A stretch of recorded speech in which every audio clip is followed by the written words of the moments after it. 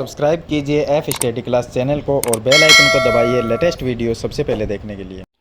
Hello students, चलिए आज हम कक्षा 8 गणित के प्रश्नावली 12.1 के क्वेश्चन को हल करेंगे। इसमें प्रश्न नंबर 1 और प्रश्न नंबर 2 क्वेश्चन है जिनको हल करेंगे। तो देखिए, प्रश्न नंबर 1 में है कि मान ज्ञात कीजिए और प्रश्न नंबर 2 में है कि सरल कीजिए और उत्तर को धनात्मक घातांक के रूप में व्यक्त करना है। अब प्रश्न नंबर 1 और 2 में जो नियम है वो दोनों लगभग एक जैसे हैं, तो हम क्वेश्चन को हल करेंगे और साथ में जो इसके नियम है वो भी मैं आपको बताऊंगा। तो प्रश्न नंबर 1 का फर्स्ट क्वेश्चन देखिए, इसमें हमें दिया गया है 3 की घात -2। अब यहां पर लिखा है कि मान ज्ञात कीजिए, मतलब इसको सरल करना है।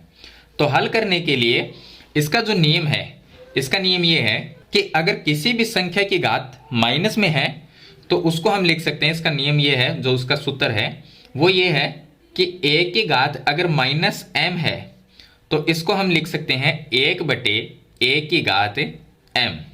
यानी जब ये पूरी संख्या बट्टे में आ जाएगी तो इसकी घात है वो प्लस में हो जाएगी। तो यहाँ पर 3 की घात -2 को भी ऐसा लिख सकते हैं। तो यहाँ पर हम लिख सकते हैं 3 की घात -2 है, इसको लिख सकते हैं 1/3 की घात 2। अब जैसे ये संख्या बट्टे में आएगी तो इसकी घात है वो प्लस में हो जाएगी। तो यहाँ पर -2 है तो ये प्लस में 2 हो जाएगा। अब इसको हल कर लेंगे, तो हल करेंगे तो 3 की घात 2 का मतलब होता है 3 × 3, ये हो गया 3 × 3। अब इसको गुणा कर लेंगे तो ये आ जाएगा 1/3 को 3 से गुणा करेंगे तो ये 9 आ जाएगा। तो ये इसका लास्ट आंसर होगा। इसके बाद में इसका सेकंड क्वेश्चन देखिए। सेकंड जो क्वेश्चन है उसमें हमें दिया गया है -4 की घात -2। तो -4 है और इसके जो पावर है वो भी माइनस में 2 है। इसमें सेम सूत्र लगाएंगे, यही जो सूत्र है वो इसमें काम में आएगा। अब इसके घात देखिए, संख्या जो है वो माइनस में रहेगी, इसमें कोई चेंज नहीं आएगा। सिर्फ जो इसकी घात होती है उसको हम प्लस कर सकते हैं, और वो भी बट्टे में लिखकर। तो 1 के बट्टे में अगर लिख देंगे तो इसकी घात है वो प्लस में हो जाएगी।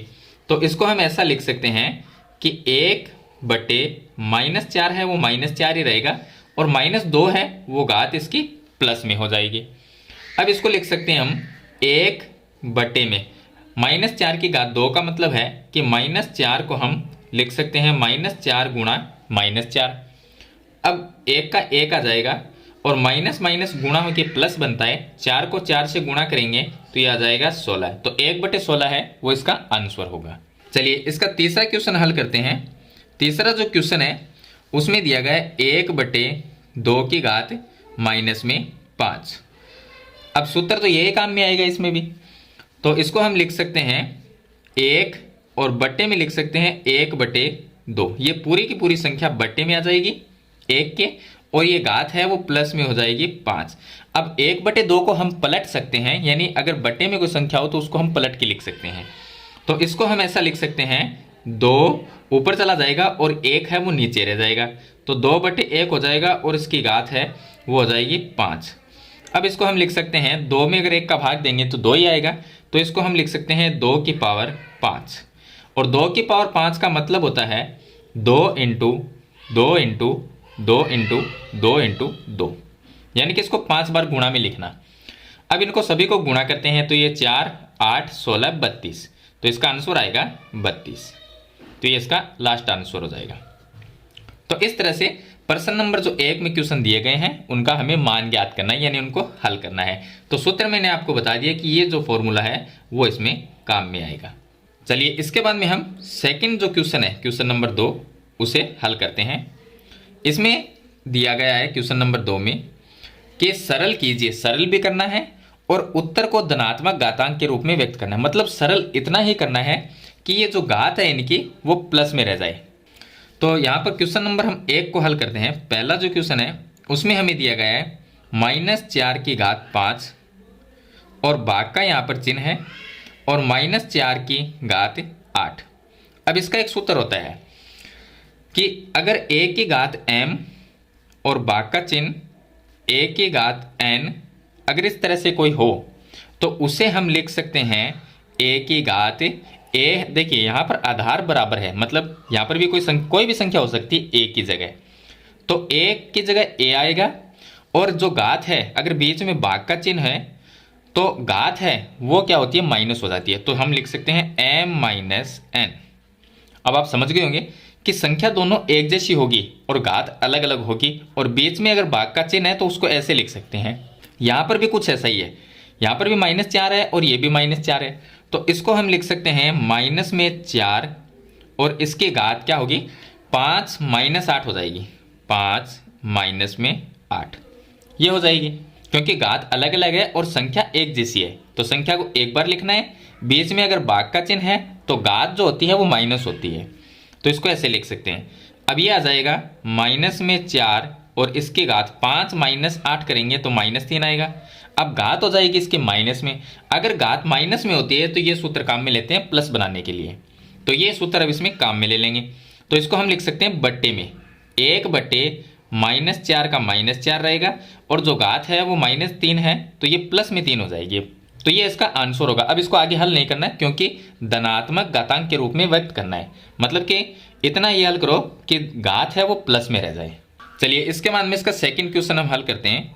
क्वेश्चन नंबर जो 2 है उसमें 1/2 की घात 3, 1/2 की घात 3 और इसकी जो घात दे रखी है वो दे रखी है 2।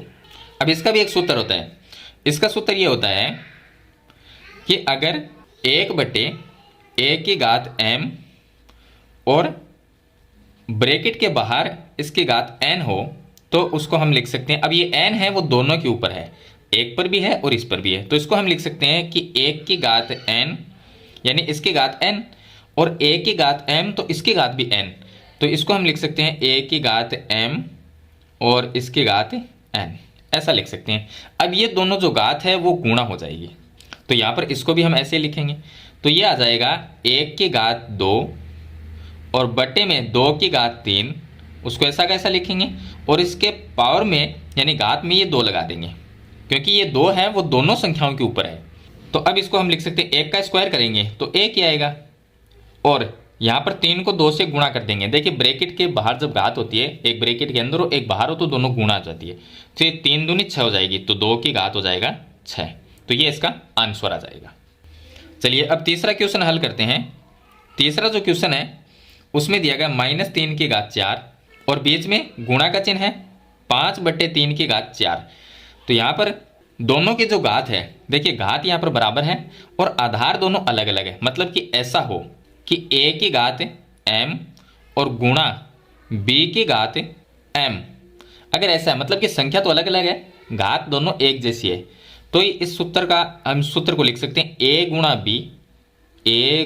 b और इसकी घात लिख सकते हैं m, ये लिख सकते हैं। तो इसको भी हम ऐसे लिखेंगे, घात है वो दोनों की एक जैसी है, तो यानी कि ये a है और ये b है, तो -3 इसको लिख सकते हैं -3 और गुणा का चिन्ह लगा के 5/3 लिख देंगे, ये आ गया 5/3 और घात है वो इसके ऊपर लगा देंगे, दोनों की एक जैसी है तो यहाँ पर आ जाएगा 4। अब देखिए इसका भाग इसमें देंगे तो एक बार जाएगा यानी कि -1 बार, तो ये तो हो गया -1 और गुणा में ये आ गया 5 और इसकी घात हो जाएगी 4। अब देखिए -1 गुणा 5 ये ऐसा है तो इसको हम वापस ऐसा लिख सकते हैं, तो घात दोनों के ऊपर लगा के लिख देंगे, तो -1 की घात 4 आ जाएगा और गुणा में 5 की घात 4 आ जाएगा। अब देखिए माइनस को अगर 4 बार गुणा करते हैं तो प्लस होता है, ये आपको ध्यान रखना है, आप चेक कर सकते हो। माइनस को माइनस से गुणा करेंगे प्लस, फिर माइनस से गुणा करेंगे माइनस, फिर माइनस से गुणा करेंगे तो प्लस, यानी माइनस को अगर 4 बार गुणा कर दें तो प्लस बनता है। आप ऐसा याद रख सकते हो कि अगर किसी भी संख्या के आगे माइनस लगा हुआ है, उसकी घात अगर सम है, मतलब कि 2, 4, 6, 8 अगर इस तरह की है तो उत्तर प्लस में आएगा, अगर विषम है तो उत्तर माइनस में आएगा।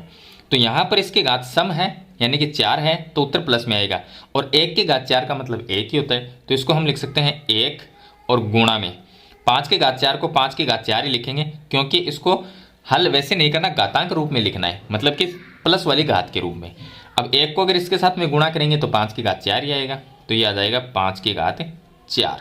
चलिए अगला सवाल हल करते हैं, क्वेश्चन नंबर इसका 4। तो क्वेश्चन नंबर देखिए 4 जो है उसमें हमें दिया गया है 3 की घात -7 और भाग का चिन्ह है 3 की घात -10। अब यहाँ पर देखिए दोनों संख्या तो एक जैसी है, बीच में माइनस का चिन्ह है, सॉरी भाग का चिन्ह है, तो ये जो घात है वो माइनस हो जाएगी, मतलब कि इसको हम ऐसा लिख सकते हैं कि जो 3 है, या इतने को हल करेंगे एक बार, तो 3 है उसको 3 लिखो, ये लिख दिया।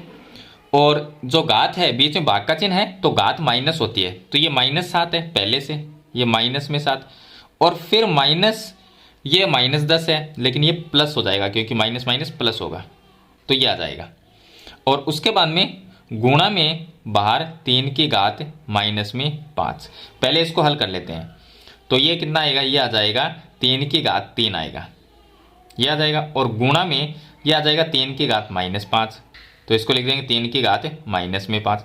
अब फिर से संख्या एक जैसी है, अगर संख्या दोनों एक जैसी हो और बीच में गुणा का चिन्ह हो तो इसका एक सूत्र है, वो मैं बता ही देता हूँ आपको। अगर a की घात m और गुणा a की घात n, तो इसको हम लिख सकते हैं a की घात m प्लस n, ये लिख सकते हैं। तो इसे भी हम लिख देंगे, तो इसे हम लिख देंगे a की जगह क्या है 3 है, तो ये 3 की घात, बीच में गुणा का चिन्ह, दोनों घातें प्लस होगी, तो ये होगा 3 प्लस होगी, लेकिन ये माइनस में है तो यहाँ पर प्लस, और आगे है घात, दूसरी घात है माइनस में, तो इस तरह से लिख देंगे। अब आगे हल करेंगे तो ये आ जाएगा 3 और इसकी घात ये है 3 और प्लस माइनस माइनस, और ये आ गया 5। अब इसको हल करेंगे तो ये आ जाएगा 3 की घात 3 - 5, यानी कि -2 रह जाएगा। अब देखिए किसी भी संख्या की घात अगर माइनस में है अकेली संख्या की, तो उसको बट्टे में लेके प्लस में लिख सकते हैं, तो इसको हम लिख सकते हैं 1/3 की घात 2, ये लिख सकते हैं, तो ये इसका आंसर हो जाएगा। तो यहाँ पर घात जो इसकी वो हमने प्लस में बना दी, तो ये इसका धनात्मक घातांकीय रूप हो जाएगा। चलिए इसके बाद में हम क्वेश्चन नंबर इसका 5 जो है लास्ट क्वेश्चन है उसको हल करते हैं।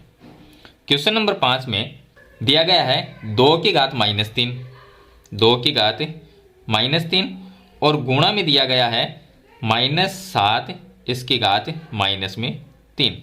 तो देखिए यहाँ पर जो घात है वो दोनों ही बराबर है, तो इसका सूत्र क्या लगेगा, मैंने आपको बताया भी थे, संख्याएं अलग अलग है, यानी a की घात m और गुणा में b की घात m, यानी संख्या अलग अलग है, घात एक जैसी है, तो उसको हम लिख सकते हैं a गुणा b और इसकी घात लिख सकते हैं m, ये लिख सकते हैं। तो इसे भी लिख देंगे, मतलब कि 2 और -7 को तो गुणा करेंगे, तो ये आ जाएगा 2 गुणा में -7, इन दोनों को तो हम गुणा कर देंगे, और इसकी जो घात है -3 बराबर है, तो यहाँ पर लिख देंगे -3। अब आगे हल करेंगे तो ये आ जाएगा 2 को -7 से गुणा करेंगे तो -14 आएगा, और इसकी घात रह जाएगी -3। घात को प्लस कर सकते हैं बट्टे में लिख के, तो 1/-14, संख्या तो माइनस में ही रहेगी लेकिन जो घात है वो -3 है, तो बट्टे में लिख देंगे तो +3 हो जाएगी, तो ये इसका आंसर हो जाएगा। तो इस तरह से आपको ये क्वेश्चन जो 5 इसमें दिए गए हैं उनको हल करना है। तो मैंने आपको इसमें 2 क्वेश्चन बता दिए, क्वेश्चन नंबर 1 और क्वेश्चन नंबर 2। तो मेरे ख्याल से ये दोनों क्वेश्चन आपको कंप्लीट समझ में आ गए होंगे।